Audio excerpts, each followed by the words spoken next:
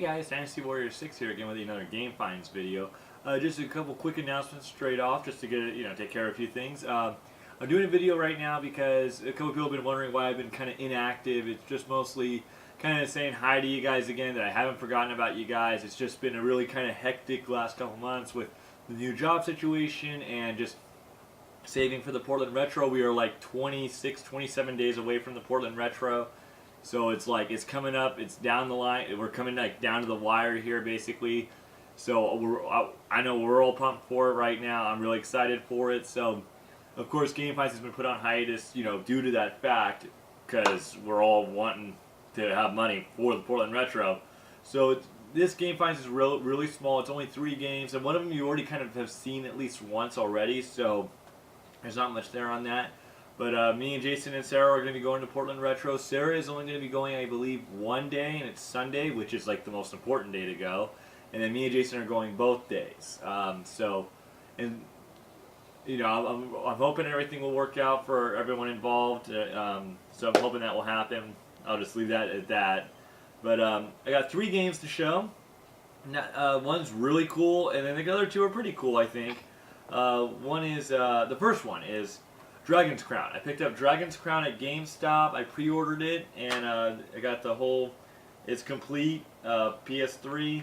The game is okay. I have played about a good chunk, like a good quarter of it, I think, and it's not bad. It's a little just over the top. I also got the art book that came with it, which was really cool, but it's definitely over, there we go, right to that page. It's definitely over the top on the sexual themes.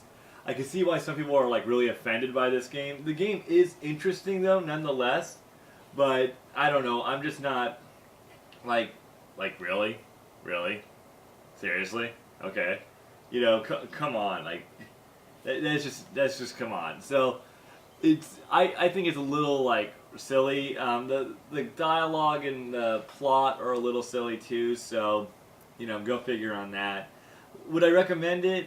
Yeah, if you're really into beat-em-ups, it's great for beat-em-ups. It's kind of like, it reminds me a lot of Guardian Heroes. If anyone's played Guardian Heroes on Sega Saturn, it reminds me a lot of that, with the swords and everything like that, and the 2D thing like that. But it is interesting. You get to choose options, like you can decide to fight this guy or not fight this guy or something like that, or so there is cool stuff like that. I'm not really, I like the game, but I'm not like, I've kind of stopped playing it because I got kind of bored of it because it's very generic. It's like, ugh, alright.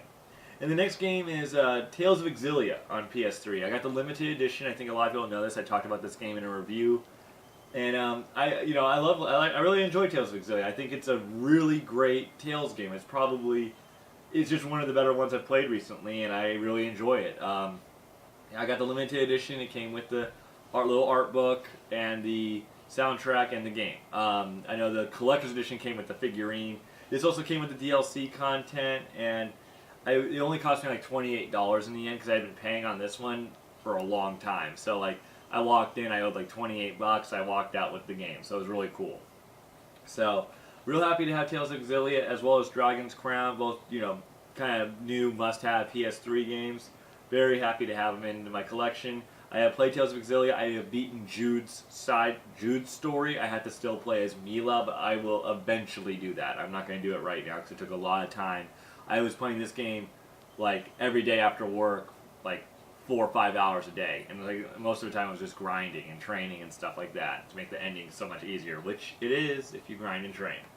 So then the last game, I mentioned this game a while back, and this is the game I picked up from GameStar. I paid about $100 for it. Definitely a lot of money, considering for one game. But it was definitely, I think, a must-have if you're a Sega Saturn collector. It was Albert Odyssey, Legend of Eldin. Working Designs game, RPG. It's in fantastic shape. Manual's in great shape. Disc has got a little dust on it, but that's it. It is, I've been wanting to add in more and more rare Sega Saturn games, and when the story is, this came in at the same time. This guy brought in a bunch of stuff that he was going to trade in, and he wanted to store credit.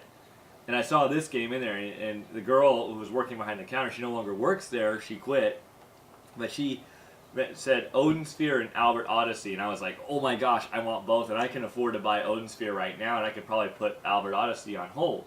So, but she wanted Odin Sphere, and we were both arguing back and forth. And Odin Sphere, I don't see here in Oregon very often. I've only ever seen one copy, and that was the one copy at the store. So we were going back and forth and arguing, and finally I relented and I said, look, okay, fine, you can have Odin Sphere, but you have to put Albert Odyssey on hold for me without question. Like, no one else can have it but me. She gave in. She said, okay, we'll sell it only to you. So I've been paying on it slowly, and I got it down to like $100, and I was so happy. I walked in with like I just had extra cash on me. I walked in. I finally bought it. I was gonna buy it this next week anyways, so I thought, why not now? So I bought it now. I have Albert Odyssey in my Sega Saturn collection. I'm really happy to add in Albert Odyssey. Definitely a great game. You know, it totally really helps my Sega Saturn collection because I have a very small but very nice. I think I have a very nice Sega Saturn collection. I got Burning Rangers, Panzer Dragoon 1 and 2. I've got Golden Axe, the Duel, Doom, Factory Sealed. I've got Albert Odyssey now. I've got Sonic 3D Blast, Sonic R. These are, you know, all those games I just mentioned are pretty, like, you know, they're not like terribly expensive, but they do definitely cost sometimes. So adding in Albert Odyssey to my collection definitely makes Albert Odyssey like my second rarest video game in my collection now. I'm so happy to add it in. So funny story on that, but got Albert Odyssey finally. Real happy to have it. Another Working Designs game of the Sega Saturn era. I know there's like 4 or 5.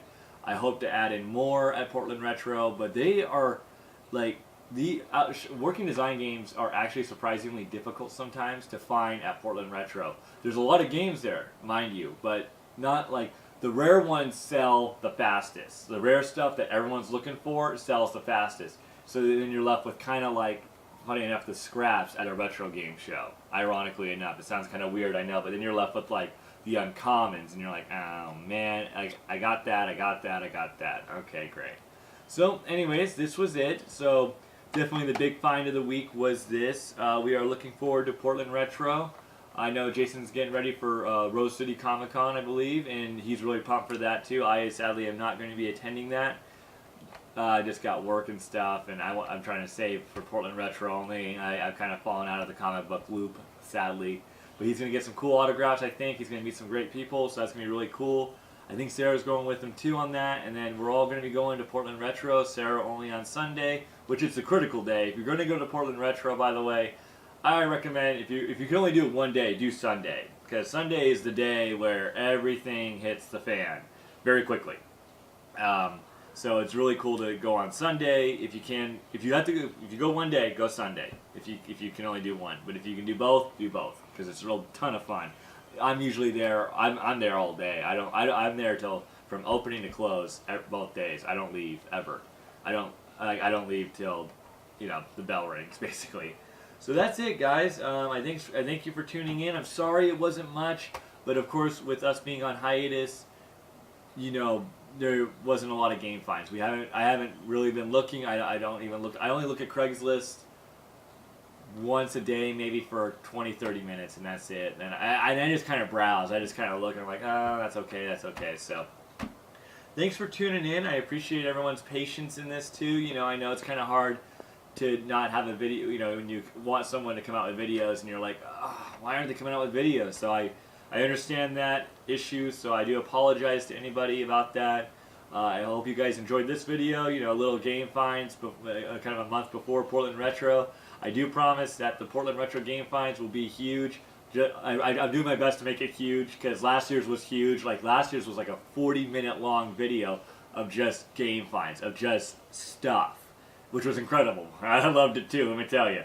So I hope to have that happen again. I hope a 30-40 minute long video does happen, because I remember that one being long, and there were games for every system and every genre that I got. So thanks for tuning in, guys. I will hopefully see you later in the month, if anything. Have a good one.